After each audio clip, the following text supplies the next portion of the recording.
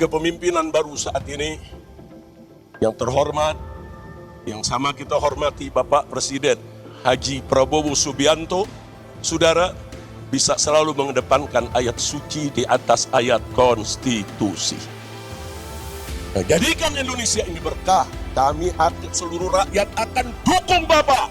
Kalau Bapak mengajak bangsa Indonesia taat kepada Allah dan Rasulnya. Betul? Betul? Takbir. Nah, jadi sekali lagi jangan pernah mundur ya ikhwan. Nah baiklah. Berikutnya yang tidak boleh saya lupakan juga ya ikhwan, alhamdulillah Pilpres sudah selesai, Pilkada sudah selesai, Pilkada serentak saudara. Jadi jangan lagi ke depan ini baik Pilpres maupun Pilkada memecah belah kita. Berbeda pilihan. Download Tribun X sekarang.